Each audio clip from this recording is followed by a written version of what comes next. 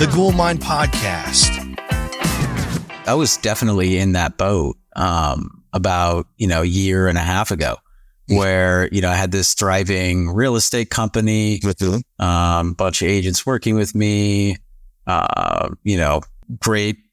Well, not great, but I was in a relationship that was from the outside looking in, great, right? House, dog, everything, everything that someone my age would quote unquote want, but I was very unhappy. And so it actually, speaking of God, like that's one of the reasons that I went back to church is trying to figure out, okay, like what's missing here, right? Because something's missing, right?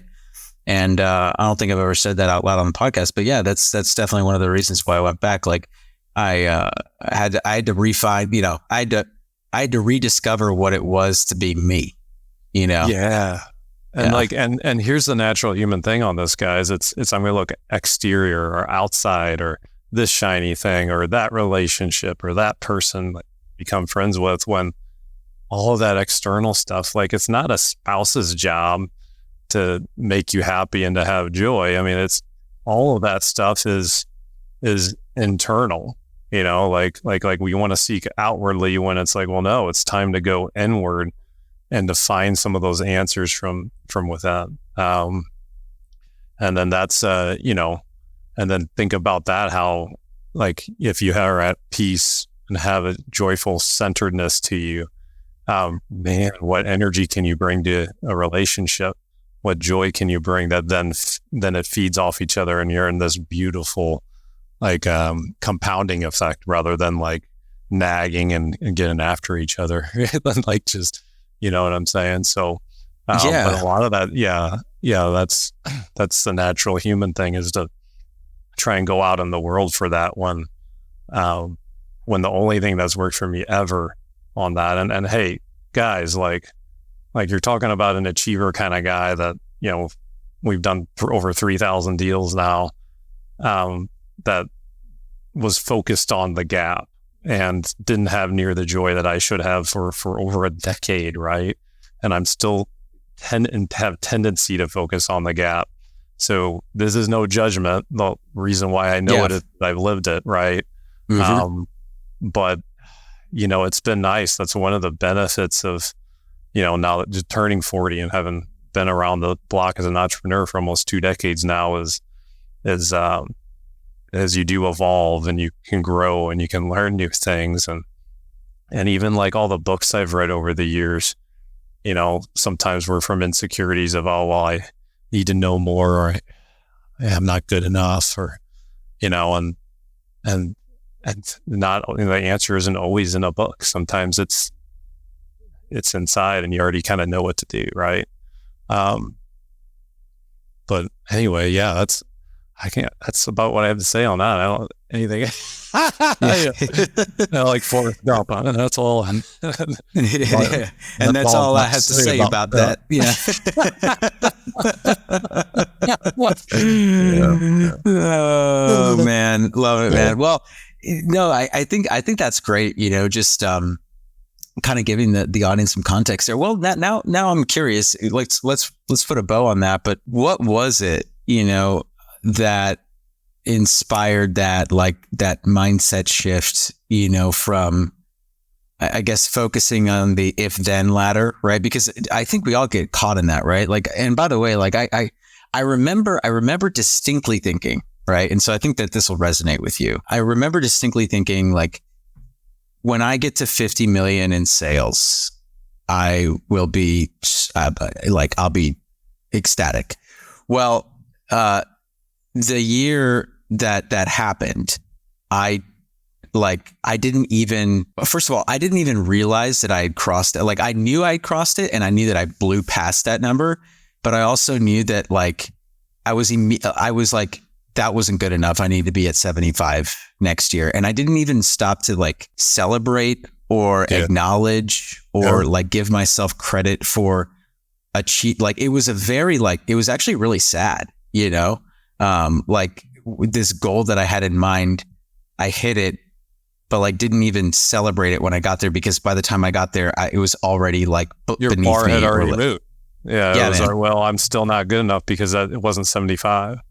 Yeah. Like where did you, at what point did you figure out how to kind of like break free from that?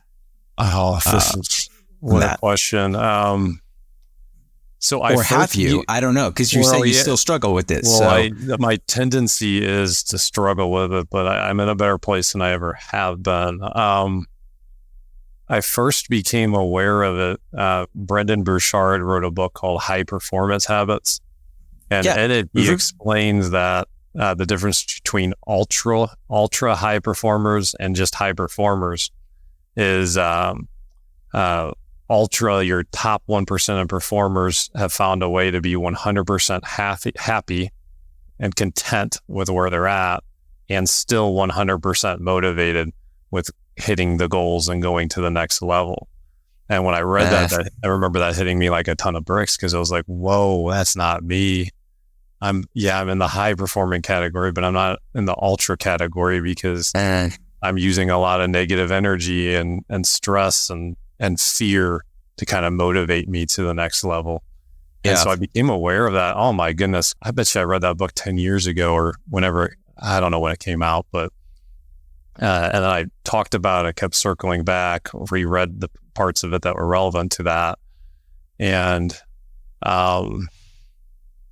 I want to say just only in maybe the last 2 years, after a decade of working on it, that I've really kind of matured there.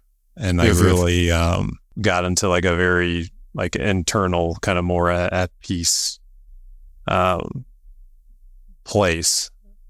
And, you know, the thing that has been interesting is that I've learned is that I'm still as motivated as ever. Like, I didn't have to like use the fear to motivate me. I'm just naturally a motivated person and like to go after goals, you know? So, but that answer isn't found any, like the way to do that and to fill that void.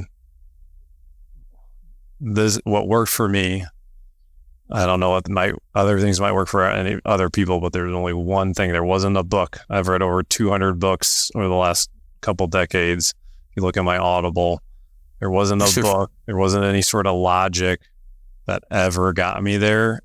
I had to go internal, and I had to get at peace with myself, with all of my flaws. There's plenty, I promise you. And also at peace with, my relationship with God. And then that has opened up fruits there. And, you know, that's my truth and my journey, and the only thing that I've been able to find, that has worked for me. And believe me, I've tried plenty. I've tried a lot of stuff over a decade to try and figure this one out. And I don't know, it's just like a comfortableness, or like, you know, putting on like a comfortable pair of gloves or something like that, just, or sneakers that just kind of fit right, but having that feeling with yourself, even though, you know, like, hey, it's not a perfect tennis shoe, you know, like but yeah. And then like, it's been a game changer though. Like, you know, and then what I'm doing, like I've been meeting all sorts of interesting people. Like just today, I had lunch with a tech, I would call him like a tech guru. He's had like massive exits and is only a year older than me and insanely successful. And I was able to just truly enjoy it, like not be intimidated that, oh my gosh, this guy's like way more successful than me, and just enjoy and like actually connect with people instead of bringing all my own baggage and all my own head trash that can kind of block that. Yeah. Right. So, I mean, it's a powerful place to be if you can get there, and you only get there through the internal work, and journaling is really helpful for me as well. That helps a lot for me. That's awesome, man. Yeah. And just hearing that, I think a lot of people who are listening to this will resonate with that, because, you know, building anything is hard. When you get into, this space, whether it's in real estate or any other sector, right? But like, both being in real estate, I think that I can definitely understand, because I also believe that there is this false sense of like ease, right? Like people look at real estate sometimes, I think from the outside, like they're in software or computer science, or they're in some other industry, right? And they look at real estate and they're like, oh, that's easy, right? And so kind of look at it. Oh, you mean I got to put some paint on a house and put a new carpet in, and I make 150 grand? Like, sign me up, right? So, and then they get into it and they realize, oh no, no. This is work. Yeah, that's right. That's right.